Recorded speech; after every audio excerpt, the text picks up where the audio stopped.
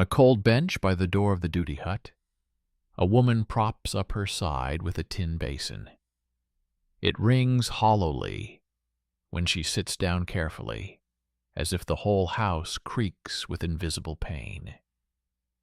The guard candle burns unevenly, wax dripping onto the wood, and the armful of herbs prepared for the bath smells of wet earth and iron. The neighbors whisper that it is fever and the evil eye, but the clerk, who was awakened in the middle of the night, sees something else. Marks from belts on the skin, a torn abrasion on the thigh, and in the eyes, the fatigue of a person for whom home is no longer a refuge. Rumors will call it medieval order.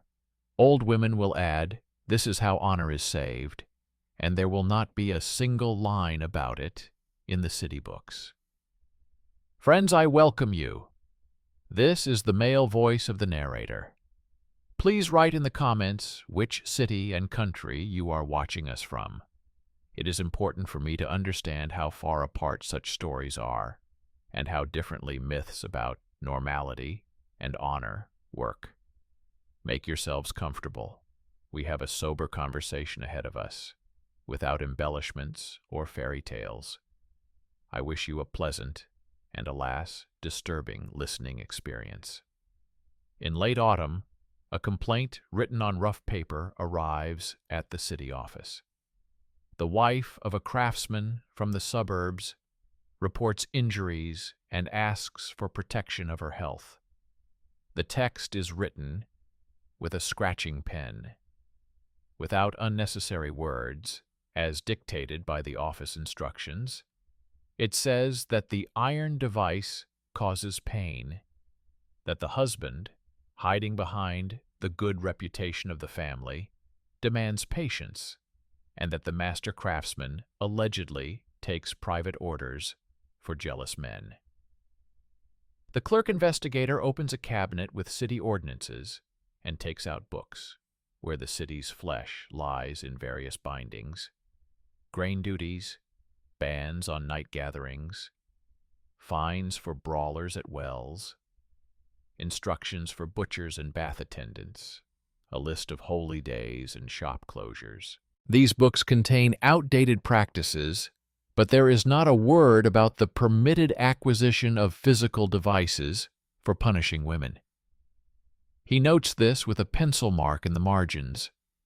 In law, empty.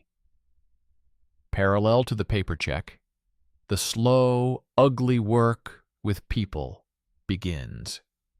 In houses where icons hang on the walls and bundles of onions dry, the investigator talks to the neighbors as prescribed, without threats, with an emphasis on public peace and the risk of turmoil. They say that the complainant's husband became quick-tempered after several unsuccessful weeks of trading, that he refers to custom and to the advice of experienced people from among the visitors to taverns, where for many years they have been discussing other people's families and other people's bodies as if they were talking about goods and not about people.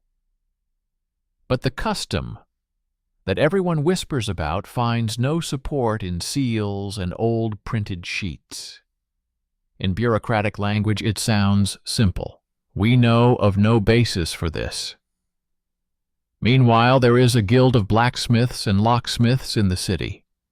It has a charter that came into force under the ruler who was in power several years ago and was rewritten when the council changed. The charter is strict. Useless and seditious locks are prohibited, as are iron objects that pose a risk to life, especially in homes with children and the elderly. It is prescribed that any instrumental innovation must be demonstrated to the guild elders and the city doctor. The clerk finds this page and quietly marks it in the margins. See Medical Council. It doesn't sound like a big deal, but it's lines like these that determine destinies. Not loud ones, but ones written with a steady hand for publication. The complainant, accompanied by her neighbor, is taken to the city doctor, who is a member of the council, along with barbers and midwives. They work in a house that smells of vinegar, decoctions, and old bandages. Here they don't like loud words. Here they like lists of symptoms, pulse, tongue color, and palm temperature. The following is recorded in the protocol: marks from straps, skin, irritation from prolonged contact with metal, risk of infection through unventilated areas, risk of inflammation, which once claimed the life of a woman from a distant neighborhood. This is noted in last year's book, Causes of Death. The doctor writes dryly, "The use of iron restraints against health and without consent is contrary to medical reason and moral law." The barber adds, "Prolonged compression causes ulcers, tissue decay, and fever." In urban terms, this means a simple conclusion. The item is dangerous, and according to bathhouse regulations and hygiene rules, unacceptable. Meanwhile, the husband, a stubborn man accustomed to resolving issues through community circles, brings up the topic of family honor at a street meeting. He argues that it must be done this way, that otherwise his wife will become disobedient, that this is what the elders teach in the tavern. But the city is not a tavern, and the city has paperwork. The clerk brings a collection of marriage vows, which clearly states the consent of the spouses, mutual assistance in sickness and poverty, care for health. It is emphasized that physical coercion is punishable as a violation of domestic peace. The neighborhood elder, who remembers the turmoil of the past, when one drinking party turned into knives and screams, looks at the lines and nods. Paper is stronger than kitchen wisdom. In the damp basements of the town hall, where items seized during investigations are stored, an object appears that until now has been whispered about. It was brought by an apprentice whose conscience weighs heavier than a piece of iron. He heard the senior craftsman making covering structures for private customers in the workshop. The object is heavy, smells of oil and coal, and has traces of rawhide straps around the edges. The clerk does not sensationalize. He simply describes it in the inventory. When the guild elders see the entry, they do not argue about morality. They open the charter, which prohibits the manufacture of items without a useful and reasonable purpose and without registration in the book. Violation means a fine and temporary suspension from work. Added to this is a prescription from the city medical board, not out of fear of rumors, but out of concern for the physical safety of the community. The dryness of the wording is more frightening than any sermon. An object that causes wounds and destroys a person's intimate sphere is classified here as inherently dangerous. There is another book, less noticeable but no less important, The Records of Confessors and Pastoral Instructions, rewritten for family councils. There, in addition to theological reasoning, there is a simple idea. Marriage is mutuality, not an excuse for unilateral control of the body. The scribe knows that such lines are not law, but they form a habit of thinking. And when such texts encounter city statutes, what emerges is not a mythical medieval norm, but the prose of public common sense. The custom referred to by the jealous turns out to be not an old law but a recent invention, convenient for covering up rudeness and control. The investigation proceeds as usual. A locksmith, chosen by the workshop foreman, receives the clerk and elders. They examine the tools and check the order books, as required by guild discipline. And here an unpleasant detail emerges. A small notepad, hidden in a box, for chisels and files. The notepad contains notes about special items, without specifying their purpose, only the initials of the customers and the amounts. This is a lot of money for a neighborhood where a week of hard work barely scrapes together enough for good flour. The notes do not directly indicate the manufacture of devices, but comparing the dates with complaints and rumors suggests the direction. This is not a far-fetched intrigue. It is a typical economic trail. When the myth of honor turns into a market for iron and belts. Further on, it gets even drier. The office draws up a prescription for a temporary ban on the master's work until the council's decision, and leaves space at the bottom for the signatures of the doctor and the senior bath attendants, those people who saw human skin not as a symbol, but as living tissue. The order is not thunder. It is the rustle of paper and the weight of the seal, backed by precedents. In the neighboring book, there are records of a ban on suffocating masks for punishing students, a fine for an iron noose in a fencing school, and the dismissal of a guard who invented unnecessary shackles for drunkards. The city took a long time to learn to distinguish order from violence. Each such sheet is a step on this ladder. Meanwhile, her husband tries to find protection in words about good reputation and fear for his wife. He brings a receipt to the neighborhood meeting, which states that disobedience is punishable by a domestic fine. But a receipt without a seal, without witnesses, and without registration in the city books is just a piece of paper. The neighborhood watch looks at it like a lark on a winter day, with surprise and slight irritation. The clerk records the fact, an attempt to replace the law with an informal domestic agreement. This is not a prescription. It is nothing.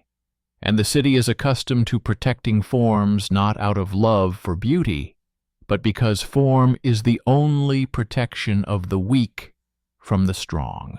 At the market, where parsley, fabrics, fish, and small iron items are sold, people begin to whisper. It seems that the authorities are meddling in private affairs. The clerk responds to this with restraint in his report. The authorities are not meddling in bedrooms. They are protecting the health of citizens, as prescribed by sanitary regulations and police articles on peace. He reminds them that the city has long regulated fire, water, dirt, and noise, and that iron innovations that cause suffering fall into the same category. The only way to refute this is with a myth. But the myth here contradicts the paper. Towards evening, when the candles are burning down to the bottom, the guild elders return to the master, now accompanied by the town clerk and the doctor. They examine the boxes again and find another item, unfinished, with a crooked lock and sharp edges. The master mumbles something about an order for an animal collar, but the iron remembers the shape of the human body differently than the neck of an ox. They write everything down without emotion. The product is dangerous around the edges. The lock has no key. Its purpose does not seem to be domestic. This is not a directed mission, but it is a step towards where private craftsmanship meets the limits of what is permissible. Above all this hangs the familiar city air, humid, with the smell of baked bread and rotten water in the sewers. It is not legends that grow in it, but protocols. In the city baths, lists of midwives' shifts lie next to the treasury books, in which the treasurer has written down the amounts, and opposite each one there are short remarks. For pots for the hospital, for towels for the poor, for oil for the lanterns. And now another line will appear next to them, for the production of warning sheets about the dangers of iron devices for domestic punishment. The senior bath attendant will hang the sheets on the hot doors, and they will become part of city hygiene, just like warnings against lice and contagion.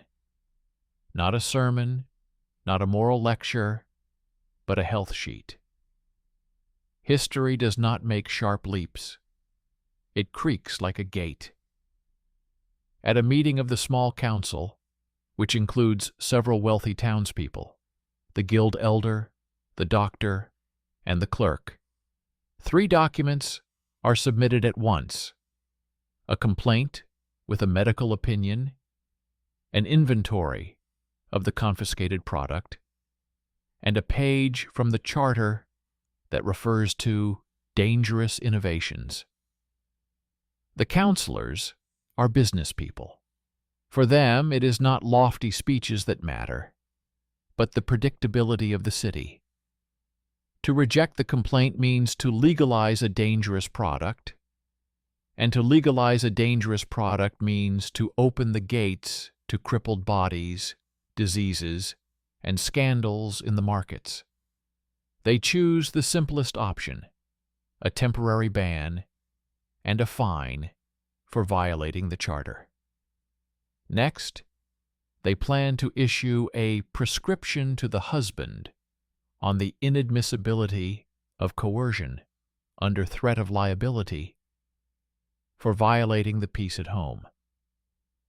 This is not about love, it is about order, which sometimes turns out to be the only protection. At the same time, the clerk does what distinguishes cities with memory from cities without memory. He looks for precedents in old books. He finds a scroll from a time when there were no guild seals, but there were already excessive punishments. It mentions the ban on the underground sale of whips with iron knots, which a certain teacher used to correct morals, and the story ended with the student's fever and funeral. The city responded not with prayer, but with a ban and a fine. This memory is not just for show. It helps the counselors see that the current situation is not unique. It is yet another variation on the theme of controlling the body through iron, and the city's response is always the same: to remove iron from private fantasy if it destroys the body. Next comes the very bottleneck where myth attempts to become law. Several talkative men from the tavern bring evidence that in the old days the rulers allowed restraining belt structures for infidels. The clerk sends them to the archives, where instead of legends, there are collections of rulers with signatures and dates. There are permits for salt trading, letters for city fairs, decrees against luxury clothing, regulations on the length of knives that can be carried at night, but there are no permits for iron punishments in the home. The men return in silence, which lingers in the streets like frying pans cooling after morning bread. The myth is shattered by paper once again, and this is perhaps the only clash in which one wishes the myth would always lose. Quietly, almost imperceptibly, what historians would later call the economy of the body is taking shape. The master does not immediately confess to the guild elder about his private deals, not because he is ashamed, but because he is afraid of losing his earnings. He hints that there is demand, that respected people are paying, that with this money he bought leather for chest straps and paid for his apprentice's training. The economy will always find a form if it has a buyer, and the city's task is not to block income, but dangerous goods. The charter allows for punishment with silver and a ban on certain types of work. The city chooses both. The money goes to the treasury for public needs. The ban goes into the guild's control book. And on top of that, there are posters in bathhouses and at parish doors about the dangers of iron devices. This is both dry and frightening at the same time, because we are talking about something familiar. People used to pay with coins for the myth of honor, and now they will pay with fines for real danger. Meanwhile, the woman whose complaint opened this story receives a doctor's prescription for rest and care.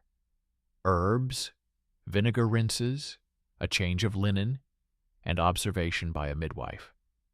This is also part of the city's mechanism. If the authorities intervene, they are obliged to provide treatment. The book of the charitable community contains an entry about the distribution of cloth and oil.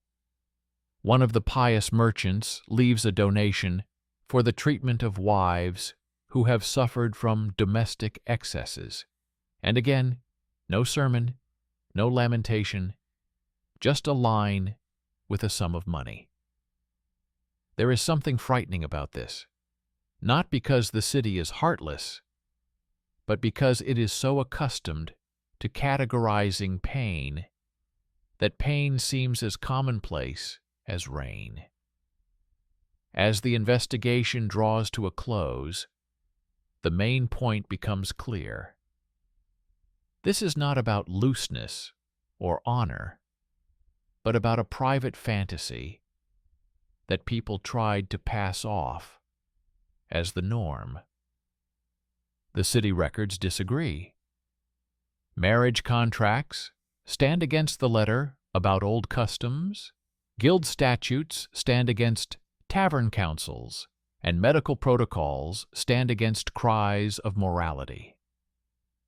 Between them runs a narrow path along which the clerk walks. He has no right to speak loudly, but he has a duty to record accurately. And when he writes the last lines of the first part of the report, the pen rustles like rain on a wooden roof, an order to the master to stop work, a fine according to the charter, a warning to the husband about the inadmissibility of coercion, with the threat of liability for violating the peace of the home, the distribution of leaflets to bathhouses and parishes, and medical observation of the victims. This is not a heroic finale, but a chilling decision by a city of flesh and paper. But the story does not end with the seal. It is only gaining momentum. Because after the first ban, there will always be new words, new masks, new excuses. They will say that it is for the good, that the elders advised it, that otherwise the family cannot be kept together. And each time the clerk will have to open the cabinet with the ordinances, the doctor, his book of wounds, the foreman, the charter, and the council, the treasury purse, with the coins for fines. And each time they will be confronted with a myth. This is the real alarm of our chronicle, not in iron, not in belts, but in how quickly a false norm tries to settle in the house, and how only paper keeps it at the threshold. By morning, when the guards change at the gate, and the sound of iron on their boots echoes across the wet pavement, new sheets of paper are laid on the clerk's desk. The midwife, who was asked to watch over the victim, recorded the sequence of symptoms: feverish waves, inflammation, signs of friction and compression, fatigue, insomnia. The doctor from the college added a stern footnote about the risk of infection through small wounds and the likelihood of internal complications from prolonged wearing of metal objects in areas where the body needs to breathe. The barber, accustomed to everyday blood, left a dry remark about the beginning of irritation, which without care tends to ulcerate. These lines do not require loud words. They convey that the city is concerned not with family sentiments, but with a health threat that could become a source of infection, just like dirty water in a ditch or rotten meat behind a counter.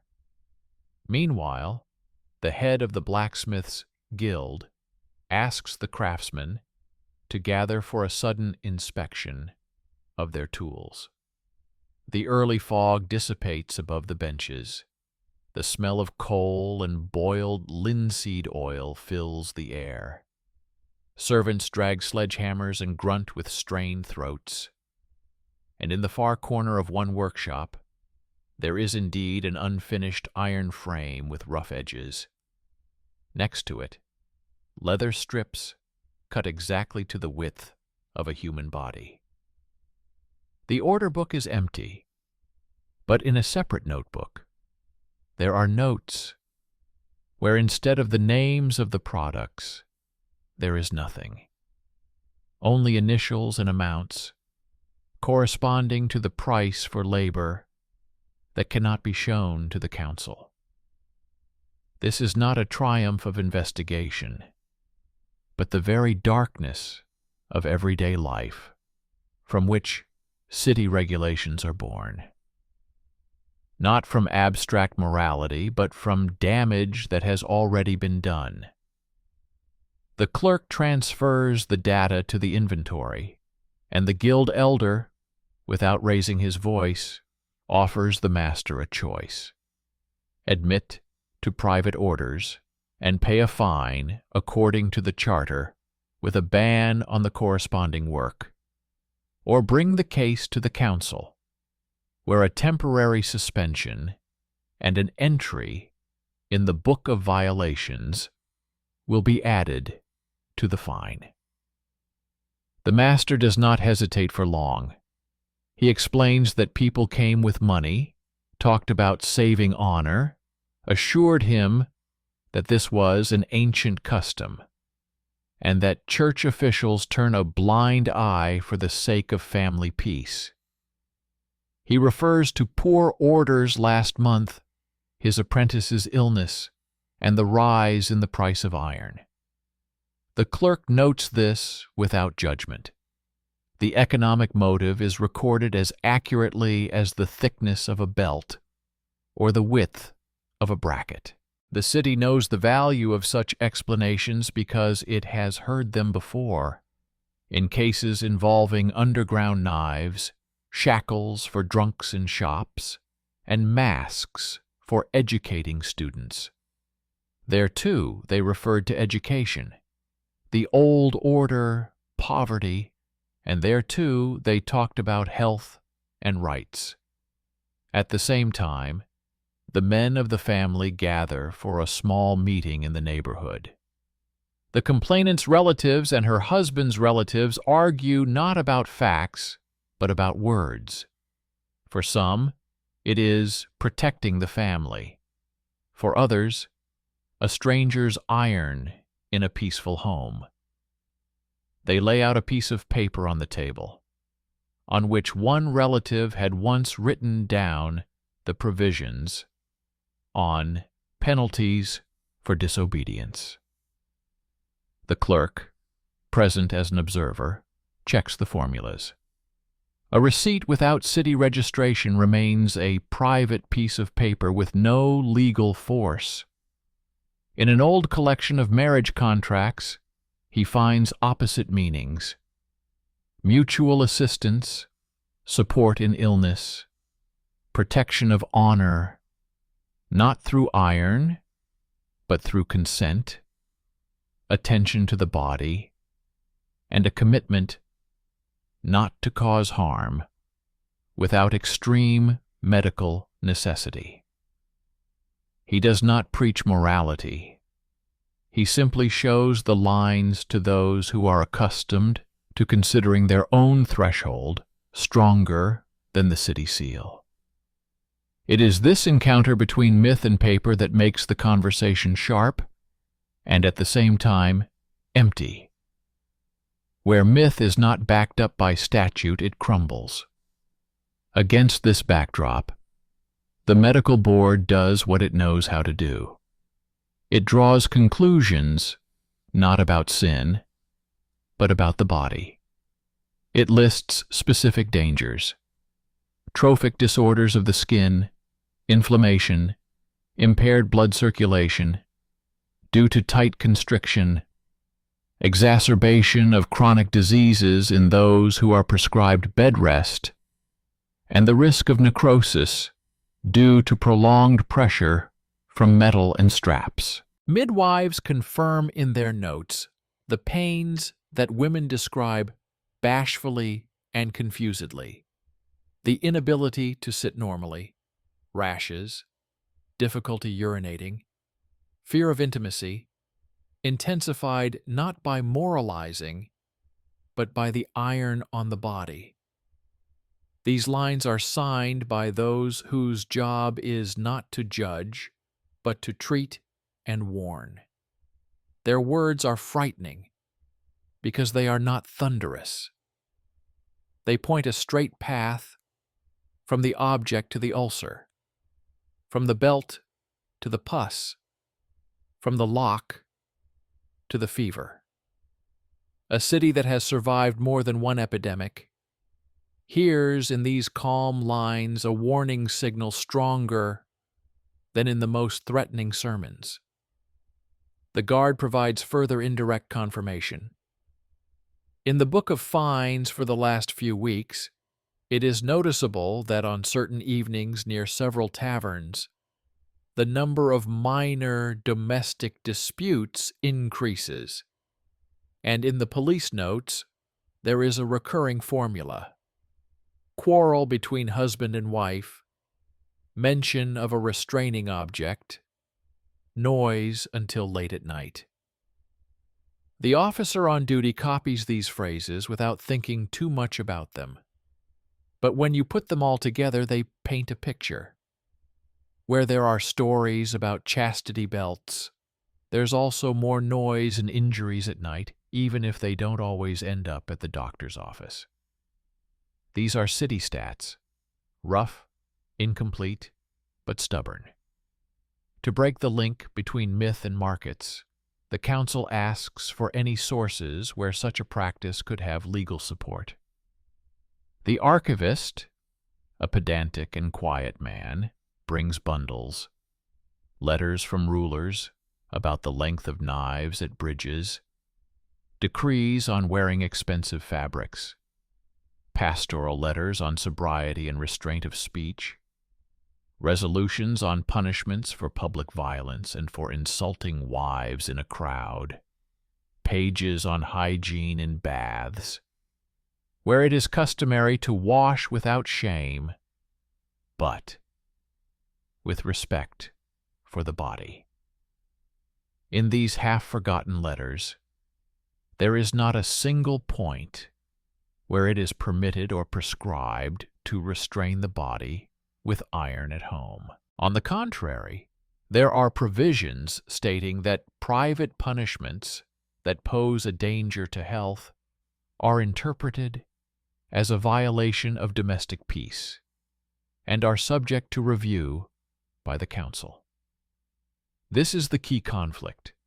Legend asserts the existence of the old norm, while the archive responds with emptiness in the place of the sought-after paragraph. And yet the myth lives on. By noon, a brochure is brought to the office, copied in a careless hand, in which an unknown author lists supposedly ancient exemplary rules of domestic order, including instructive belts. The clerk points to documentary evidence of forgery, the absence of seals, incorrect dating formulas, errors in the names of long-known rulers, and vocabulary foreign to the city. He places next to it the authentic charter of the guild and a church collection of exhortations, where duty is described as mutual attention, not as the right of one party to dispose of the body of another. The sheet with the rules is sent to the trash along with broken feathers. A forgery does not become a document by the number of copies, just as dirty water does not become wine by the number of mugs. When a master caught taking private orders signs a confession, the guild elder enters the usual formula in the Book of Sanctions: a fine in silver, a ban on the manufacture of innovations that are useless and dangerous to the body, and an obligation to appear for additional inspections. This is not execution or the pillory. It is a bureaucratic stranglehold that channels harm within the city's usual boundaries. The craftsman tries to refer to poverty and children, but the charter book is not inclined to emotions. The prohibition of specific items and practices is part of craftsmanship literacy, as is the ban on hollow knives and hidden needles in handles. Doctors sign their names in a separate column. This is how the guild recognizes the competence of those responsible for the flesh. The husband, around whom the first complaint revolved, receives his letter.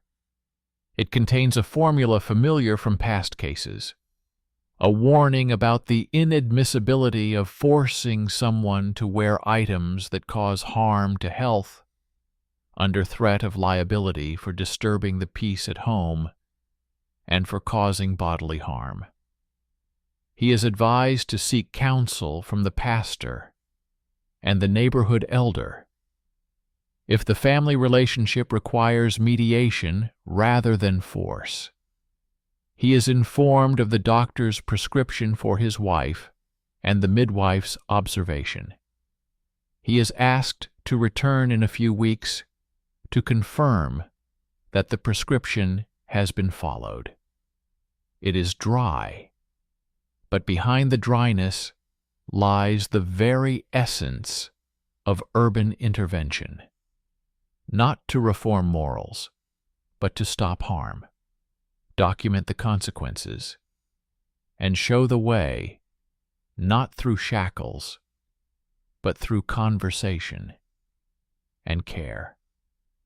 While the sheets are being distributed throughout the neighborhoods, a new paper appears in the bathhouses. It is written in clear language, without theological turns of phrase. A warning about the dangers of metal devices, the contact of iron with delicate skin, the risks of inflammation, the inadmissibility of tightening straps that block blood circulation, and the need to consult a doctor for any injuries. The bath attendant, a practical man, pins it to the doorframe, and next to it is a schedule of free days for poor women, paid for by the Treasury and donations. This combination of warning and practical help has a greater effect than preaching. Other people's stories become more relatable when there is a notice about simple soap and clean water hanging nearby. At this time, the council is also interested in the other end of the thread, the one that leads from myth to prophet. It turns out that the guards at the tavern, where conversations about domestic discipline were raging, received a portion of the worldly money for restoring order after nighttime quarrels. The more quarrels, the more money. The direct benefit is not proven, but the connection is obvious. The noise around the restraining devices creates new reasons for the guards to intervene, and each skirmish is a line in the account book. The clerk records this as a possible conflict of interest and includes it in the report for the council. He does not draw conclusions. He provides facts, and facts, like iron, have their own weight. The story remains on an everyday scale. At the market, an old woman selling greens whispers to her neighbor that she heard about a woman from the distant suburbs who almost lost her life because of iron. In the parish, the priest tells the children about mutual respect between spouses without mentioning iron, but clearly drawing the boundaries of what is permissible. A midwife carries a jug of warm water and clean linen to the place where the belts and locks were recently removed. A barber sharpens knives for bloodletting and a serrated instrument for suturing wounds, hoping that they will not be needed for such a reason. The doctor, rubbing his eyes wearily, fills in another line in the observation book. The skin is clear, the inflammation is subsiding, sleep is returning. This is not a victory. It is a retreat from the brink. As the paper does its job, the myth begins to spread. People in the tavern speak more quietly. Some stop boasting about their tough measures. Some suddenly remember their fear of God. Some hide scraps of belts in a chest with household trinkets. The master, having paid the fine, takes on simpler work: hinges for chests, door brackets, hooks for kitchens. The apprentice, who until recently admired the craftsmanship of the locks, suddenly asks his senior colleague, which is worse, bad reputation or a guild ban? The senior craftsman grumbles that an empty order book and a visit from the clerk are worse. This grumbling reflects the long-standing wisdom of the craft. It is better to lose easy money today than to lose your reputation tomorrow. Meanwhile, the archivist adds to his file, writing a short note at the bottom of the page about the incorrectness of references to ancient norms. Next to it, he attaches a copy of the actual decree of the ruler of the era when the city was granted the right to its own sanitary measures. There are many words about the cleanliness of wells, the prohibition of throwing filth out of windows, fines for rotten fish, the appointment of bath supervisors, and sanitary sanctions during the hot months. Here, too, there is a cautious reference to the prohibition of domestic punishments that endanger health and peace. This phrase is not the headline of a sensational leaflet, but it serves as a new anchor. Where the private desire to control the body threatens peace, the city has the right to say no. Finally, towards evening, as street cleaners rake wet leaves from the roadside, the council announces its interim decisions. They are brief. The product is deemed dangerous and without a permissible purpose.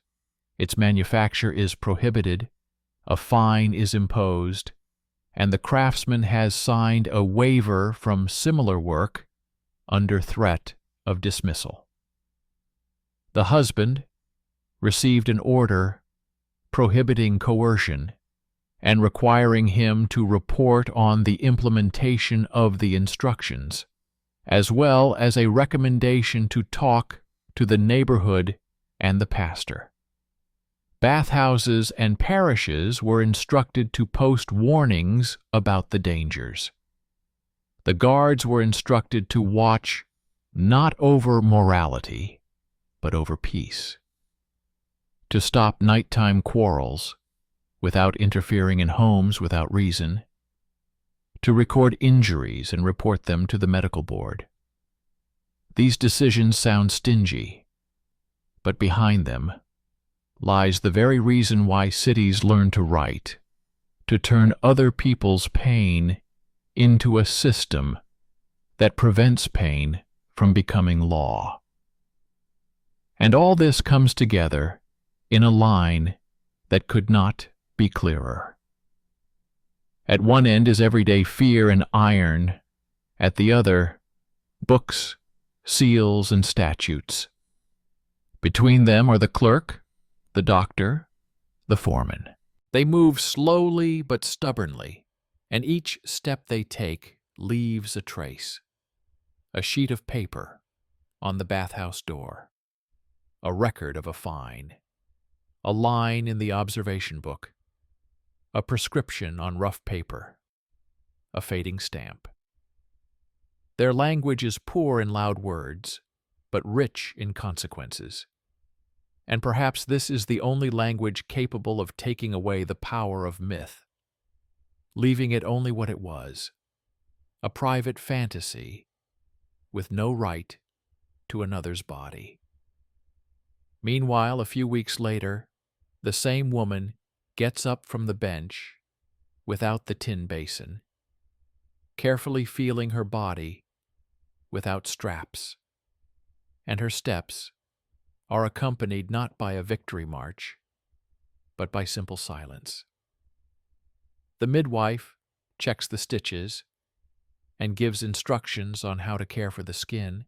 The doctor makes a note about the improvement in her condition, and the clerk closes the folder with the interim report. The story still has a way to go, and the myth will find new masks. But now, in the office cabinet, there is not only the absence of a norm, but also the presence of a ban, signed by those responsible for the city. This is one of those rare cases when paper is stronger than iron. A few weeks later, when the ink on the city's books had dried, the story seemed to have faded into quiet notes and sick leaves. But myths rarely have a single root. Hints began to be heard again in the shops. Neighbors' conversations returned to the hackneyed phrases about household order, and the clerk realized that the emptiness of the clause in the ordinances could not stop the myth. This emptiness had to be filled with content, so that no household could hide behind the absence of a direct ban. He compiled a thin folder from various sources, copies of marriage contracts with clauses on mutual assistance, excerpts from the bathhouse charter, on bodily cleanliness, excerpts from the death register with brief notes on domestic inflammations and fevers after squeezing, and pages from guild protocols prohibiting dangerous innovations. The folder is motley, but its strength lies in the fact that each page, dried by the air of the office, pulls in one direction, away from iron, closer to common sense, sealed with stamps. At the same time, a new clue emerges on the outskirts. In a tanner's workshop, scraps of raw leather for belts are found with marks on the account, where the customer is indicated by a circle instead of a name. The tanner, a man of craft and silence, does not argue, but points out that he supplied belt strips for chests and travel harnesses. The strips themselves are legal. The dispute lies in their purpose. And this is the area where the city learned to be precise. The clerk compares the width of the strips with the dimensions of an unfinished product from the inventory. The coincidence is too neat to be accidental. He does not write accusations against the tanner. He notes that the iron market rarely exists on its own. It is adjacent to the markets for leather, oil, buckles, and locks. The economy of bodily control spreads its roots across several shops at once, and each root loves the invented norm as a justification for its goods. This time, the guards are more cautious.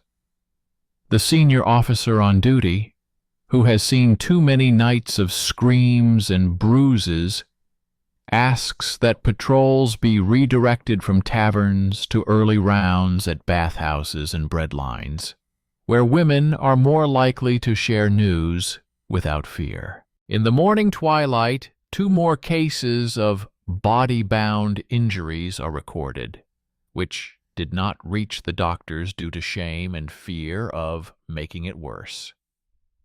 Midwives note them in their book, and these entries coincide in date with the evenings when advisors on domestic peace gathered at a certain tavern. These are indirect lines, but they converge at one point. Rumors raise demand. Demand feeds the craftsman. The craftsman feeds the myth. The myth brings trauma. Trauma burdens the doctors, and the circle closes again on paper.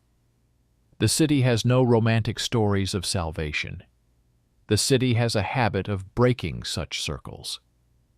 Meanwhile, the husband who received the order tries to circumvent the city's rules by appealing to a higher authority. He files a complaint with the bishop's court, hoping that the church will confirm his duty as the right to dispose of his body.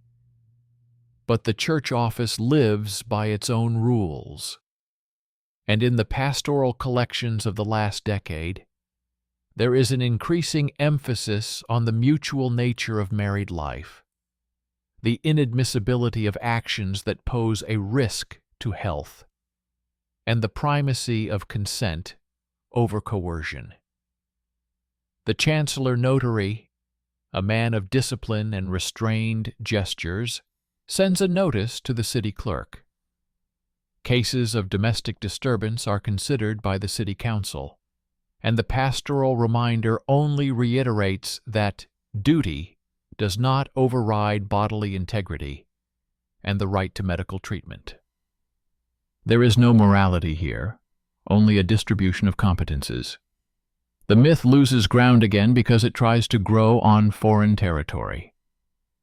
The investigation takes another turn. It turns out that a year ago, in a neighboring village under the same ruler, there was a similar dispute. There, a blacksmith made bridles for peace in the home at the request of wealthy peasants, and the story ended with a young woman's fever and a collection for her funeral. The village clerk, unable to completely stop the practice, forwarded the case to the city council, where a note was made in the margins: no further action due to distance. Now this bundle burns in the hands of the city clerk like a forgotten piece of unfinished business. He soberly notes, the former laziness of the bureaucracy cost someone their life. And in this dry acknowledgment there is a grain of real anxiety, not loud, but heavy. The council, gathered in small numbers, does what it knows how to do. It turns pain into a rule. The draft of the new article for city ordinances is written slowly, as all important texts are written. The formula in the draft is simple to the point of absurdity. The manufacture, sale, and coercion to wear metal and belt devices designed for prolonged tightening of body parts at home or in any other setting is prohibited due to their danger to health and disturbance of domestic peace. For violation, a fine, confiscation, and a ban on certain types of work. Repeated violations will result in removal from the craft for a period determined by the Guild Council with the participation of a doctor and the elders of the baths. In the margins is a note. Warning sheets should be placed in public areas, and midwives should be instructed to report new cases to the Council of Doctors without naming names in public records, so as not to increase shame. This is a case where the law learns to speak the language of sanitary caution and social delicacy, without resorting to loud labels. But before the seal is stamped on the new item, there is a twist that no one wanted to see. One of the buyers of special products, a man with a warm reputation as a philanthropist, owner of a couple of shops and a small share in the street lighting cooperative, appears in the craftsman's notebook. His initials match the mark on the leather worker's straps. He paid for candles for the hospital and cloth for the poor, while at the same time feeding the market for private restraining devices. The city was accustomed to the mixture of light and shadow in human affairs. But here the mixture strikes a nerve in the common version of moralists' exposers. It turns out that charity lived side by side with everyday cruelty, just as a spice shop neighbors a fish shop. The clerk does not turn this into a scandal. He simply adds to the report to the counselors a potential conflict between image and practice, recommendation, a general rule instead of selective teachings. This is what the council needs: a rule that closes the loopholes in which private gain likes to hide. The archive brings beggarly boring but decisive clarity. Under a ruler whose name is recorded in the old city collection with the thoroughness of the era, the city received confirmation of its right to issue sanitary regulations and restrict private practices that pose a health risk, even if they are covered by custom. This right has survived several changes of councils and even a fire in the warehouse rows. References to it lay unused for a long time until they found their current application. Formally, the city could have done what it is now trying to formalize on paper a long time ago. This means that all this time, the myth did not benefit from a lack of authority, but from a lack of clarity in its application. Meanwhile, doctors are moving forward on their own path. The board is collecting a small number of specific cases with detailed descriptions: inflammation, fever, scarring of the skin, problems with urination, increased chronic pain, sleep disturbances, anxiety. All of this fits into the picture of prolonged stress and contact with metal in areas where the tissue is delicate and requires care, not coercion. A separate column records indirect consequences: quarrels, reduced working capacity, and an increase in street conflicts due to fatigue and pain. The panel submits its conclusion not to the church or to circles of friends, but directly to the council. It is not a voluminous book, but a thin sheet. Yet its weight is disproportionate to its thickness. Every word is backed by physical experience that cannot be overcome with beautiful self-justifications. As the draft rules take shape, another line emerges. The apprentice, who was the first to report the strange product, walks past the workshop for a long time after the iron is confiscated, not daring to return. The guild elder notices that the young man is losing his craft because of fear and intervenes in his own way. He offers to enroll him in additional classes with another master, paid for from the guild's fine. The very fine that the master paid for the dangerous innovation is turned into coins for training, rather than punishment with a whip or shameful punishment. This is the quiet logic of the guilds. If you cut off the roots of evil, you should not cut off the future hands of labor along with them. At this time, the city is fighting its own reflection. In a tavern, someone composes a new leaflet complaining about the authorities creeping into bed.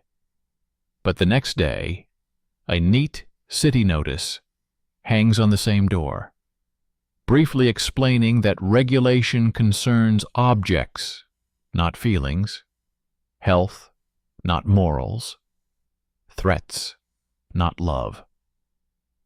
The bath attendant reads the notice aloud to the illiterate, explaining that it is not a matter of honor, but of ulcers and pus, which then take a long time to wash out of the skin and sheets.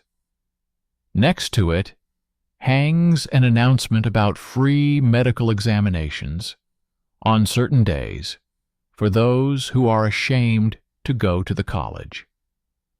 This does not completely dispel the myth, but it does deprive it of its strongest support: the certainty that no one calls things by their proper names. When the draft rule finally goes to press, the counselors ask to add one more sentence. Control over its implementation should be entrusted not only to the guild and the guards, but also to the Small Commission of Peace at Home, a circle of neighborhood elders and midwives who are often the first to learn about the pain.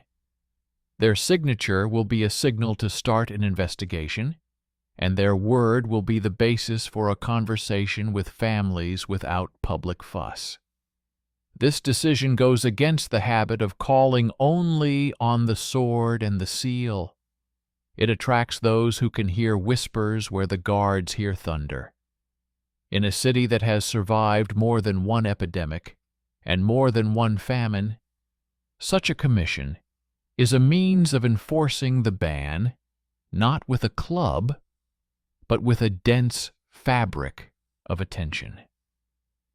Before the meeting where the final seal will be affixed, The clerk reviews the thin folder once more. It contains other people's pain, other people's excuses, other people's belts, and other people's coins. It contains confessions, shame, and the impersonal dryness of medical records. He is not looking for a beautiful phrase or constructing a solemn finale.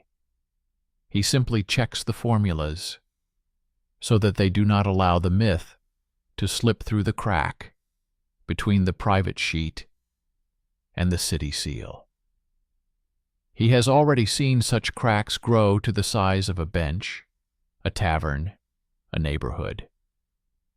Now he wants the gap to turn into a clear threshold that breaks the iron toys of jealous people and self-confident mentors.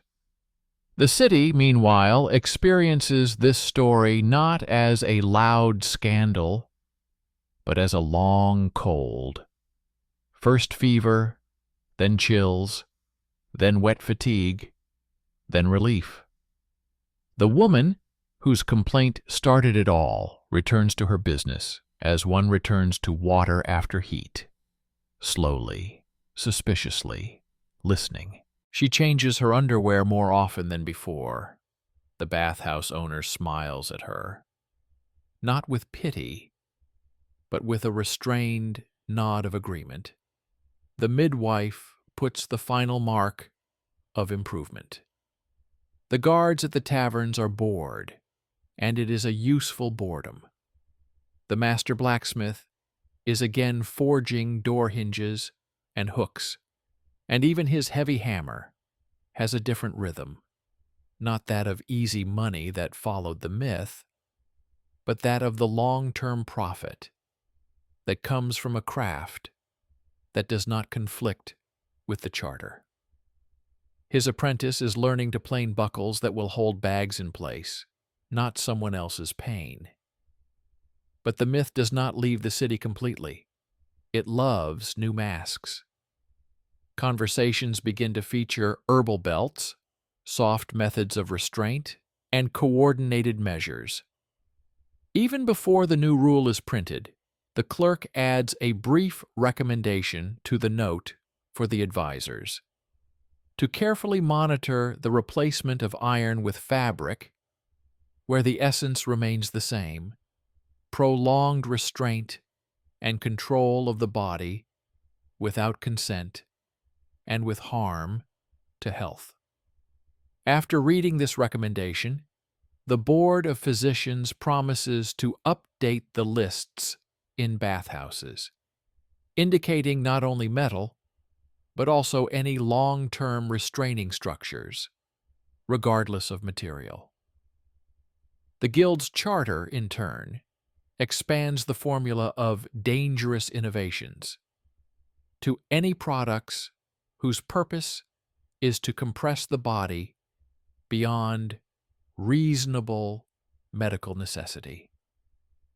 Law, medicine, and craftsmanship once again converge at a single point where iron has nowhere to hide, even if it replaces skin. A short pause before the seal is stamped descends on the city, like the silence before the rain. The archivist carefully lays out on the table the authentic letters of former rulers confirming municipal sanitary powers. The guild elder holds a list of craftsmen who are required to appear for an unscheduled inspection. The doctor holds a thin sheet with conclusions about the harm of tightening and the need for observation. The quartermasters will bring lists of families where there has been a lot of shouting lately. The bath attendant has already prepared a place for a new warning. Everyone in this room has their own role, but they all make the same gesture. They place sheets of paper on the table. Paper does not clatter like iron, but it moves the city as tangibly as the wheels of a cart pulling sacks of grain along the pavement.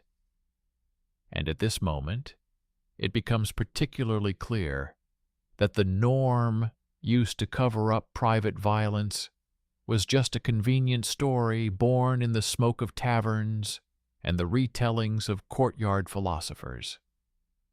Documents, statutes, ordinances, medical records, and guild records paint a different picture, not one of honor and restraint, but of health, order, and peace in the home. The strength of the city is woven from this fabric. It rarely inspires enthusiasm, but it often saves lives.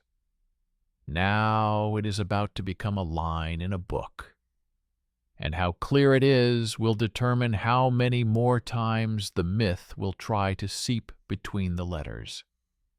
The day after the last meeting of the small group of advisors, the city went about its usual business. The smell of wet lime from fresh whitewashing hung in the air. The wheels of carts laden with grain rumbled, and tents with fabrics were being set up in the square. In this routine, where every little thing has its place, the thin folder with the draft rules passed from the clerk's hands to the treasurer's, and from him to the printer, who kept the chisels and letters for city announcements. The printer took clean sheets out of the box and began to select lines. He had long been accustomed to the fact that city texts were composed not by divine thunder but by human pain, and therefore worked without pathos, but with his usual accuracy.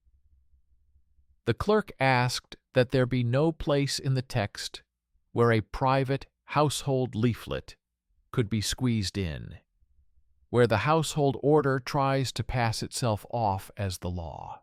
The formula was born as smooth as a rope at the pier.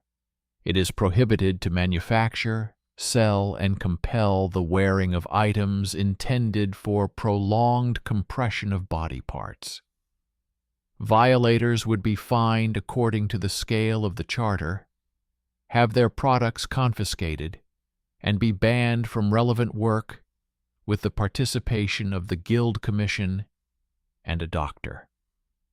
Midwives and neighborhood elders were required to pass on information about the harm without revealing names. Bathhouses were required to post warnings. The printer adjusted the lines in the silence of the workshop and started the machine. By noon, dozens of sheets were drying on ropes between the beams, and their dry rustling in the draft resembled the flapping of a flag on a tower. Meanwhile, the head of the blacksmith's guild conducted an unscheduled inspection. A row of workshops stretched along the ditch, where the water was muddy from coal dust. Apprentices wiped their hands with rags, while masters busily rearranged boxes of tools. The inspection was not a show, but an inventory. They checked locks, hinges, chains, buckles, asked about their purpose, and compared them with order books. In one of the workshops, they found several unusually shaped blanks, not iron, but wooden, covered with leather, with holes for straps. The craftsman explained that he was making clamps for luggage and for securing chests on carts. The shape could indeed be suitable for both a chest and a body. This was the very gray area where myth likes to find loopholes. The iron had gone into the wood, but the essence, prolonged constriction, remained possible. The foreman recorded his findings, passed them on to the doctor for a conclusion, and the clerk added to his note to the counselors, a request to extend the rule to any materials if their purpose was to compress the body without medical necessity. The council did not argue. When cities are experiencing epidemics, there is no point in playing with words. In the final version, the rule became material independent, and wooden tricks lost their meaning along with iron ones. While the sheets were drying at the printers, the College of Physicians held an internal discussion. The physician who first described the dangers of metal contact with delicate skin suggested keeping a separate register of the consequences of prolonged constriction, so that in the event of new disputes, the city would rely not only on individual stories, but also on a constantly updated picture. Barbers agreed to add notes to their diaries about abrasions and ulcers caused by belts and hoops, and midwives agreed to note sleep disturbances and pain, which women were more likely to talk about in the warm rooms of the bathhouse, where shame thawed faster than on the cold bench of the guard. These agreements did not sound grand, but they had a much greater effect than loud speeches. The city gained a tool of memory that was stronger than private excuses. The councilors asked the treasurer to figure out how to pay for the additional warning sheets and the midwives' evening shifts. The treasurer did what he does every year during the spring floods and summer fires. He transferred coins from the surplus in a series of charitable entries to the column for the prevention of harm.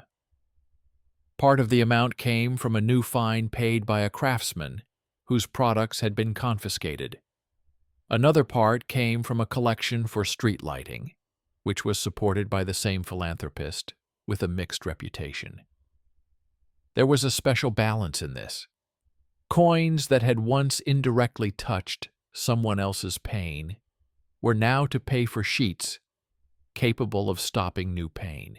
During this time, the archivist found and published for the council a brief reference to the rulers under whom the city had obtained the right to sanitary regulations, with the years recorded in words as required by clerical tradition.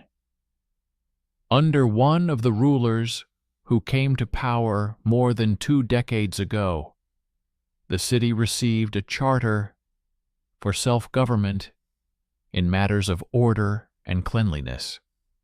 Under another, who ruled about a decade later, the right to regulate economic innovations affecting health was expanded. Under a third, less fortunate ruler, the city was forced to reaffirm its old rights after turmoil and a fire in the warehouse district. The document looked dry, but its lines served as a stiffening edge under the new rule, like a wooden slat hidden in the hem of a banner, preventing it from crumpling in the wind. While the paperwork was going on, the usual discontent was brewing in taverns and shops. Several people, accustomed to hiding their desire to control other people's flesh behind the word norm, tried to present stories about rights in the home as antiquated again. Without arguing, the clerk began to distribute a short explanation throughout the neighborhoods.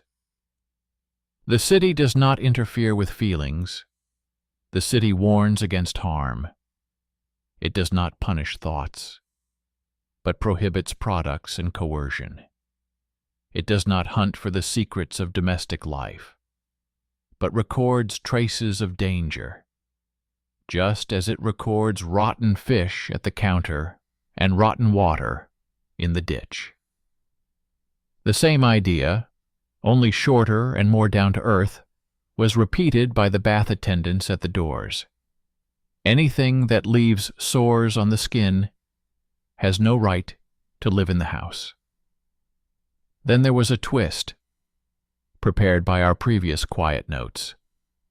The midwife brought a note to the council about a new woman with the same signs of prolonged tightening, but this time not iron, but leather. The woman was afraid to speak, but in the bathhouse she confessed that her husband had been helped by a craftsman acquaintance who promised softness without metal, assuring her that the rule only applied to iron and that leather straps were a good old way to maintain integrity. The council compared the sizes of the belts with the wooden blanks found earlier. The clerk checked the dates and saw that the neighborhood meetings coincided with visits to the tanner and carpenter. The city machine cannot run, but it walks steadily. The day after receiving the note, the guild elder gathered the carpenters and tanners, read out the expanded version of the rule, and demanded written confirmation of their refusal to produce items intended for corporal punishment. Everyone signed except for one carpenter, who crumpled his cap and stammered something about helping a neighbor. His order books did not save him. There were blank spots on the days when injuries were recorded at the baths. The foreman banned him from work until the commission's decision, and the clerk added to the council's agenda the question of transferring part of the fine to pay for free examinations on women's days at the baths. It was not revenge, but simple geometry. The trajectory of pain had to be broken, where it intersected with craftsmanship. The new Domestic Peace Commission gathered in a small room at the town hall, where the table smelled of dried mint and crushed berries, and clean bandages lay on the shelf. It included neighborhood leaders, 2 midwives, a doctor, and a clerk. Their task was not to punish, but to listen. How often women face coercion, who most often hides behind the norm, and where the advice of people's educators is heard. It turned out that most often the advisors hide near taverns, where voices become louder and confidence thicker at night, and near artisan shops, where people like to discuss order while waiting in line. In response, the commission proposed placing not only warnings at these locations, but also lists of free doctor's appointments, as well as a quiet reminder to men that disturbing the peace at home is not about shame on the family, but about responsibility to the city. The lists looked boring, but it was precisely in this boredom that the lines of exit, which the myth usually hides, became visible. By this time the printer had finished the sheets, and messengers distributed them to bathhouses, parish porches, guild doors, and town hall corridors. At the bathhouses, the sheets were read aloud to the illiterate. At the guilds, the masters signed to confirm that they had been informed and warned. At the town hall, one copy was hung next to the previous decrees on the length of knives and night lamps. The guards received copies for their patrols, but the senior officer on duty ordered that no show raids be carried out. He was concerned not with spectacle, but with order. He ordered that injuries, not cries, be recorded, and that queues near bathhouses not be dispersed, but that midwives be helped to reach those who were too shy to go themselves. Meanwhile, a subtle trace of new caution emerged from the workshop of the very craftsman who had already paid the fine for iron products. He removed all semi-finished products of dubious purpose from the shelves, reworked some of the blanks into harmless hooks and handles, and sent some to be remelted. His apprentice found a job in a workshop where the senior craftsman did not argue with the guild's logic and learned to carve buckles that hold bags and belts for clothes and do not restrict the skin's breathing. These changes were not heroic. They were a continuation of grassroots discipline. It is easier to hone a loop for a chest than to argue with a book bearing a doctor's signature. But the myth tried to find a way in here, too. A pale-eyed merchant appeared on the market, offering herbal belts and gentle reminders of duty, assuring through third parties that spiritual authorities have always supported moderation. The goods looked like sets of linen straps and bags of dried herbs that supposedly relieved inflammation. The clerk asked the doctor to check the herbs.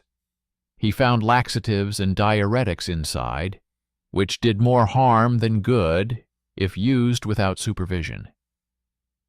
The commission decided not to make a big fuss at the market, but sent a government clerk to the merchant with a request to present his permits. There were no permits. The merchant was fined under the article on the sale of untested medicines and expelled from the ranks. At the same time, the commission asked the printer to add another short paragraph to the sheets in the baths. Any soft restraints and medicinal bandages, if used for prolonged tightening, carry the same dangers as iron and are subject to the rule. The doctors added an explanation about the risks to the skin and blood vessels. The sheet became a few lines longer, but the road to pain became shorter. Then the city did what it does best. It rolled out the statistics. Neat columns appeared in the Book of Observations of the Board of Physicians, with the consequences of previous months collected on one page and those of the current months on another. As the sheets were distributed, as the quartermasters explained to the men that the prescription was no joke, as the guilds conducted repeat inspections, the number of new entries about ulcers and inflammations began to decrease. The guards noted a reduction in nighttime quarrels related to household rules, first by 1/10, then by another. These figures were calculated not by arithmetic miracles, but by simply counting the marks in the duty log. It might seem like a trifle, but it is precisely such trifles that make up what later treatises would call the public good. And yet one knot remained to be untied. The benefactor with the benches and a share in the lantern fund, whose initials were woven into various records, sometimes in the bloodless column of donations, sometimes indirectly in craft notes, appeared at the council meeting. He came not with excuses, but with a proposal to allocate funds from the joint fund for regular free examinations by doctors and midwives for women from poor neighborhoods, in order to balance the evil of past purchases with the good of today. The council accepted the proposal, but the clerk insisted that the expenses be included in the general treasury items without the name of the donor, and that no one else's glory appear on the sheets in the baths. It was not humiliation, it was a principle. The city does not sell the contents of its rules for coins, even if the coins shine. When the Domestic Peace Commission summed up the interim results, it became clear that the myth had receded a few steps. In the tavern, where people loved to talk about domestic order, they now talked more often about grain prices and the tax on salt imports. There were more announcements at the bathhouses, but less whispering about secret belts. In workshops, it was less common to find unfinished items. Midwives more often returned home without records of new ulcers. The doctor allowed himself to write a line in his book about a decrease in complications associated with tightening. The clerk smoothed the edges of the folder where the texts, seals, confessions, and warnings lay. The city, like an organism, calmed the inflammation in one place. Although it knew that new pain was already brewing in another, as always happens where people live in cramped and poor conditions. Before sending the final text of the rule for solemn but restrained publication, the counselors asked the clerk to attach a brief note about the myth and the document. The note turned out to be firm and unadorned. The myth asserts the existence of a norm about restraining objects as part of ancient domestic law. There are no letters or decrees in the archives confirming such a norm. Guild statutes, on the contrary, prohibit dangerous innovations without registration.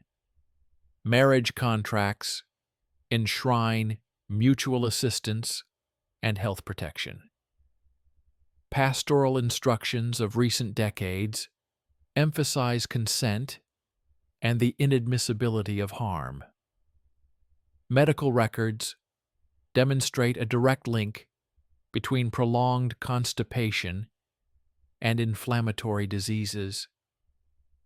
The sum of these facts supports the rule, not the legend. The advisors added only one line at the end. Enforcement is entrusted to all who can hear quiet complaints, not just those who are accustomed to commanding with a loud voice. On the day when the rule was officially posted in the town hall and at the gates of the bathhouses, there were no trumpets sounding and no torchlight processions in the city. People went about their business as usual, trading, arguing, and making peace.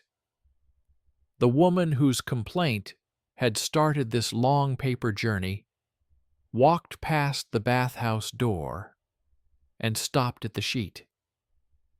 She scanned the lines, which were written in very ordinary language, describing the things that had recently been fought for in whispers.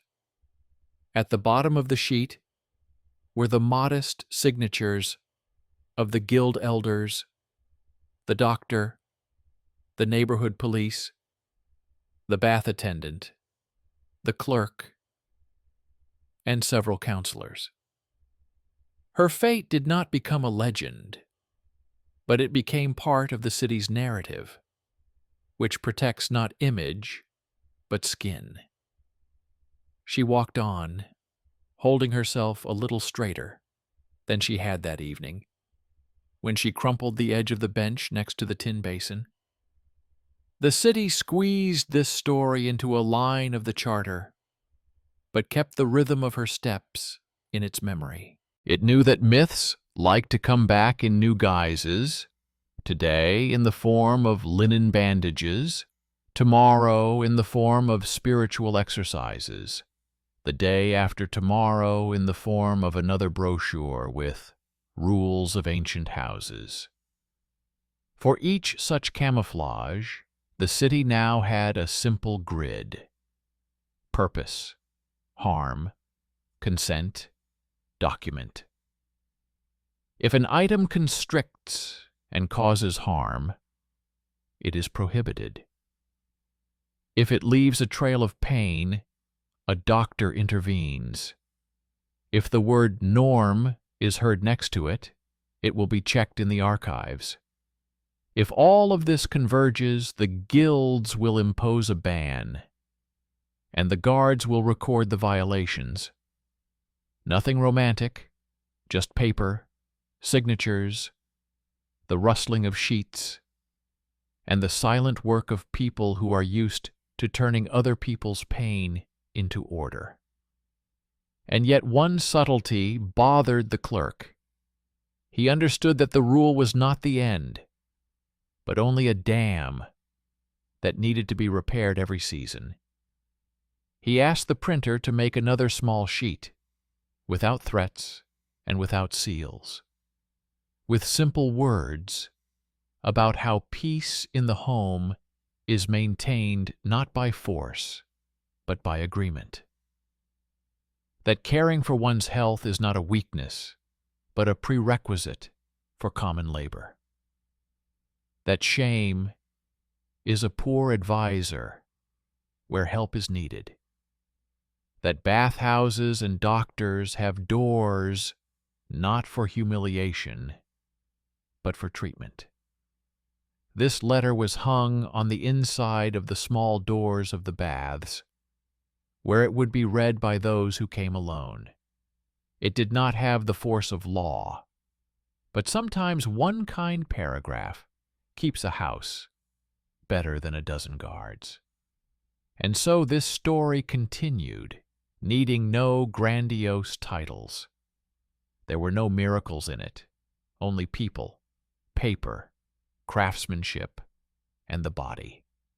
Myth tried to play the role of law, but the law turned out to be a set of quiet instruments that work without shouting. And in this there was a poignant but clear consolation.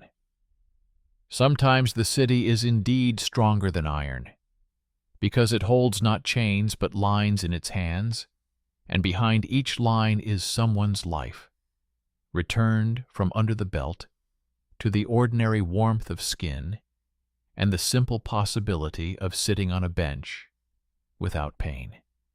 Spring this year entered the city, not with the fever of fairs, but with a heavy and steady breath, as if the stone walls had finally gotten used to the new order and stopped listening to the rustles where dubious advice had previously lurked. The Domestic Peace Commission, accustomed over the winter to tables and taciturn conversations in bathhouses, scheduled a final inspection before the case was archived not as a noisy exception, but as a rebuilt procedure.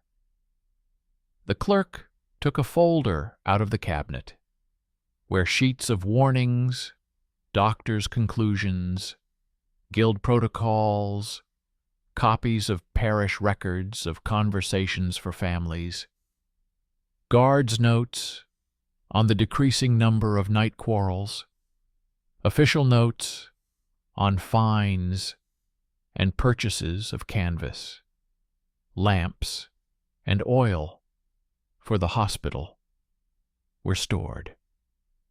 All these papers were not beautiful. They were like bricks, inconspicuous, as long as they held up the house. The first weeks of the warm season brought the last wave of resistance. At the edge of the market, where yarn and cheap ribbons are sold, a stall with boxes of corrective bandages appeared out of nowhere. The merchant assured everyone, through third ears and fourth hands, that this was a fashionable delicacy, promising less noticeable clothing, an easy gait, and silence in the house, which, according to his logic, is achieved by pulling the cord long and persistently. The bench attracted the attention of those who were accustomed to looking for detours when the main road was closed. But now, the main road was closed not by words, but by a number of signatures, and the detour had to be laid not in the air, but in stone. The team of doctors quietly removed a couple of samples, opening the seams and looking at the edges of the fabric strips with sewn-in rods. The text of the conclusion included familiar lines. Prolonged compression disrupts breathing, impairs blood circulation, provokes inflammation, contributes to fainting and anxiety, and, when worn habitually, leaves permanent marks on the skin, which can easily lead to ulcers. After reading the letter, the head tailor added to his charter a ban on sewing items designed to constrict the body for long periods of time without medical necessity as dangerous innovations. The clerk added a few more lines to the city charter, stipulating that the rule applies to any material, and that the purpose is more important than the type of fabric and color of the ribbon. In neighborhoods where in previous years people liked to criticize the authorities for paper getting in bed, this time they objected only lazily. Bath attendants noticed that it was not only women who stopped at the sheets.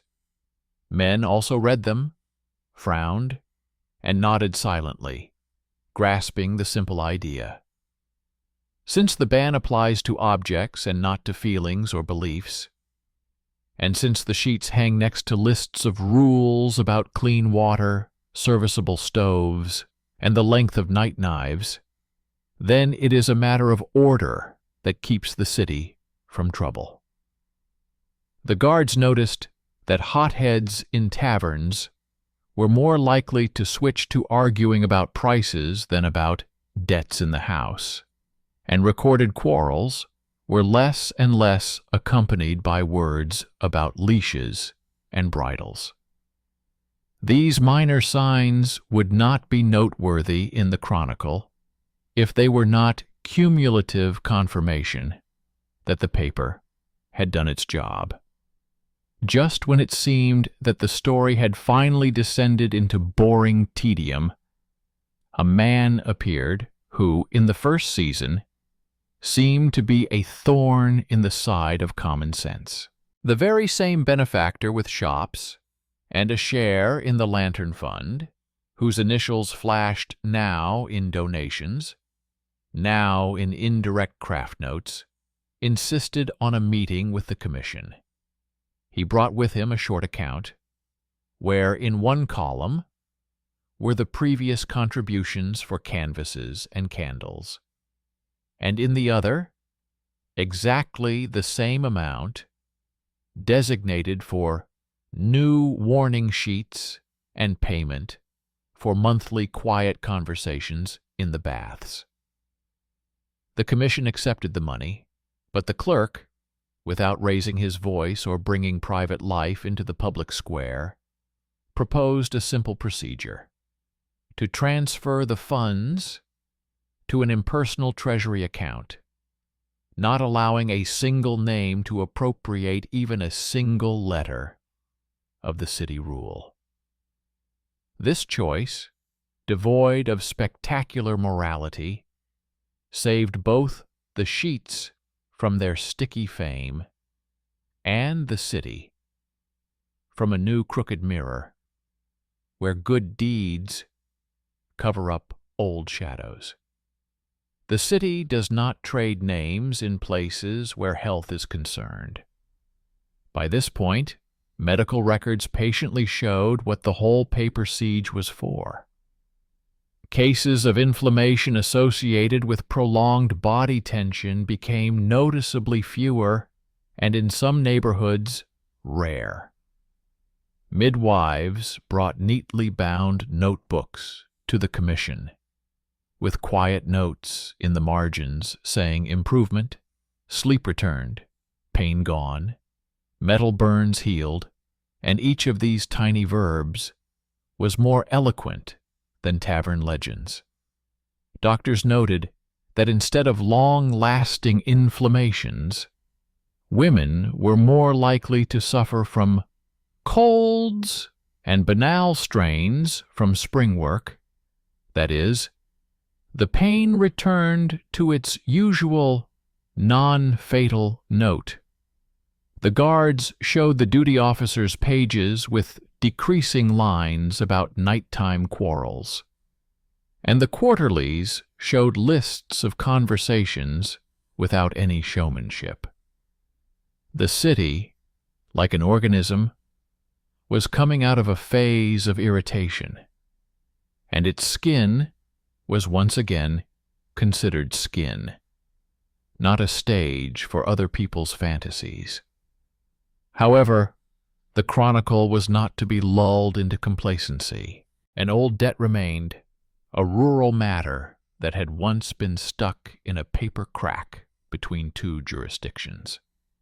The messenger returned with a short note in which the village headman reported that the council was familiar with the city rule, that a copy of the ban on dangerous innovations had been hung in the local smithy, and that a letter, written without embellishment, but understandable to everyone, had also appeared in the small bathhouse next to the granary.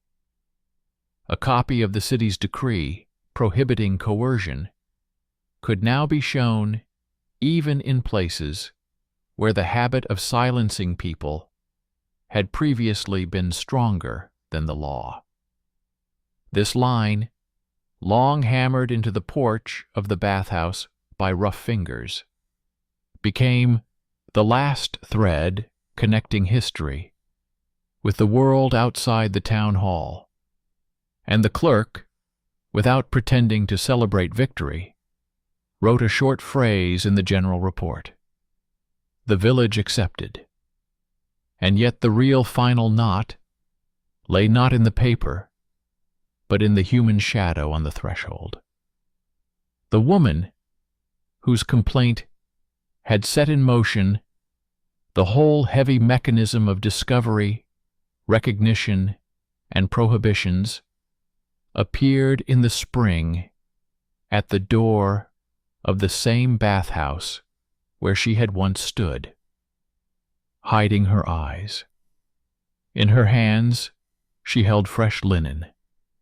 In a note from the doctor, a recommendation to return to her normal routine without restrictions. In the words of the midwife, a rough but warm assurance that her skin had rested, the inflammation had gone, and the scars would become lighter if she did not touch them with harsh remedies.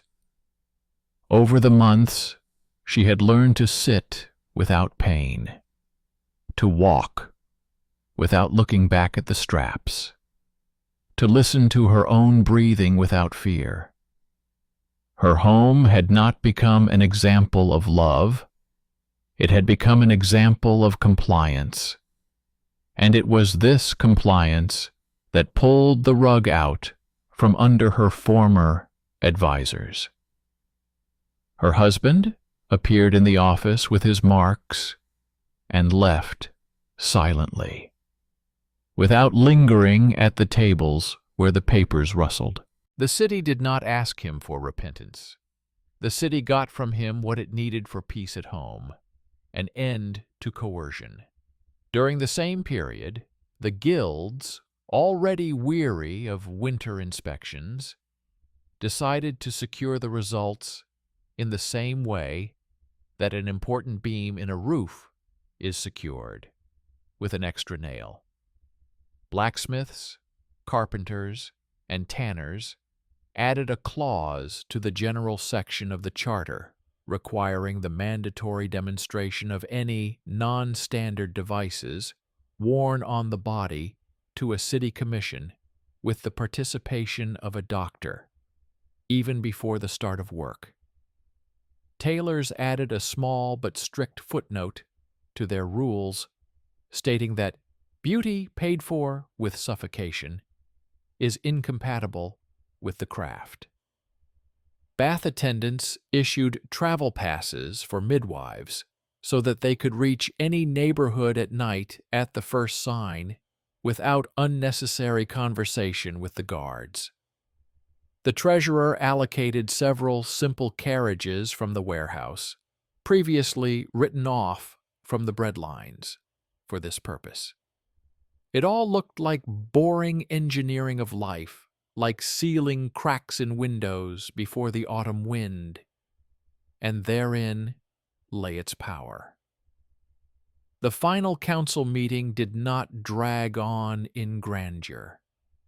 Thin glasses of water lay on the table, and on the windowsill was a worn rag that smelled of vinegar and iron from inkwells. The clerk once again scanned the text of the main rule and the short note, "Myth versus document." It contained everything that should remain in the city's memory longer than rumors live. The absence in the archives of a legitimate norm regarding iron and leather restraints. The presence in marriage contracts of formulas for mutual assistance and health protection. Guild prohibitions on dangerous innovations. Medical conclusions about the direct link between prolonged tightening and inflammation. The results of several months, where the declining marks in the books of doctors and guards speak louder than any sermon. The report did not end with moralizing. It ended with 3 simple verbs, written in a calm hand: prohibited, prescribed, approved. Several signatures were placed under the document: advisors, guild elders, a doctor, neighborhood watchman, a bathhouse attendant, and the same clerk who had been pulling this thread since the very first nighttime protocol. After the meeting, they dispersed not in silence but in a buzz of activity. Some hurried to inspections, some to the doctor, some to the printer for additional sheets for the surrounding villages, where what was needed was not morality but understandable lines. The city lived as a city knows how to live when it has fewer and fewer holes in its roof. The story did not become a legend, because legends love simple villainy and quick executions. But here everything was decided by patience, lists, the rustling of paper, and the hard work of those whose names are rarely known by heart. The master, who once forged iron according to other people's fantasies, finished remelting the last blanks under the supervision of the guild, and a dozen more simple lamps for hospital rooms and several hooks for towels in bathhouses were cast from the metal. In the warehouse, the treasurer placed 2 short notes next to them, where the metal came from and where it went. There was not a single name on the lamps and hooks, and that was the right ending. A little later, the Domestic Peace Commission closed this volume with a note about long-term observation. The doctor's register contained instructions on how to act if the pain returned in another guise: under fabric, under herbal pouches, under the fashionable formula of correction. The guild charter received a bracket explaining that anything whose purpose is to cause pain in order to enforce obedience has no right to be called a craft. The bathhouses retained their schedule of quiet conversations, where warm steam, clean water, and simple words continued to do their work without noise. In the town hall, the folder was moved to another shelf. where cases that had become part of the general rules were kept. The guards returned to their usual duties, where their main enemies were knives at night, fires in the drawing room, and drunken fights over a place on a cart, rather than the bridal at home. The treasurer took a break from this topic, just as hands rest after a long day of baking bread, when only flour remains on the table. The woman from the beginning of the story once again passed by the bathhouse door and looked at the sheet of paper, where, without embellishment or scary words, was written what now lay upon the entire life of the city. Iron and leather restraints are prohibited. Coercion is subject to liability. Help is available. Complaining does not disgrace, but heals. There was no revenge and no retribution in this list. There was a smooth road that even those who had been confused by the roots of myths for many years and had fallen when the rope was pulled too tight could walk on. Her stride became half a palm wider, and this width could not be measured with a compass from the workshop.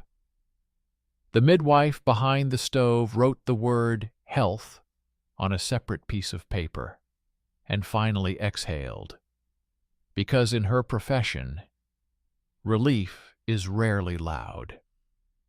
When dusk fell on the city, and the streetlights were hung on hooks made of remelted metal, the clerk stayed in the office a few minutes longer.